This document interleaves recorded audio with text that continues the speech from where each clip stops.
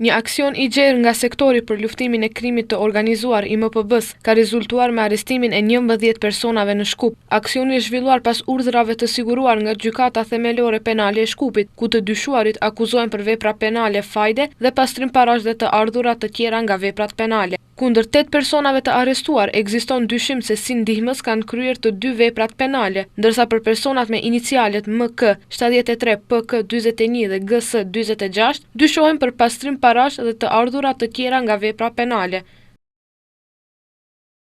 Nga fillimi i vitit 2022 deri më sot, 9 prej të dyshuarve janë organizuar në një grup kriminal që merrej me dhënien e parave me marrëveshje, duke kërkuar përfitim pasuror jo proporcional në para, mjete ose pasuri të paluajtshme. Duke shfryzuar gjendjen financiare të viktimave, ata u huazonin para me norma interesi nga 5% deri në 15% në muaj, me rritje për çdo vonesë në pagesë. Nga të dëmtuarit kërkonin që të kthenin shumën e huazuar me interesin e llogaritur ose të paguanin çdo muaj vetëm interesin. Kur ata nuk kishin mundësi të kthenin huan, të dyshuarit kërkonin që viktimat t'u dorëzonin ose t'u vinin peng pasurinë që zotëronin, duke e kaluar në emër të ndonjërit prej të dyshuarve. Siç thekson MPB, pagesat janë bërë drejt për drejt përmes ndonjërit prej të dyshuarve ose përmes llogarive bankare.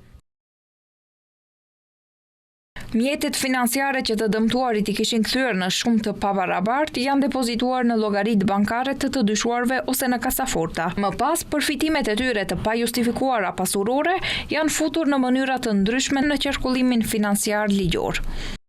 Një pjesë e këtyre parave që të dyshuarit i kanë marrë janë përdorur për të krijuar përshtypjen se fondet janë fituar ligjërisht.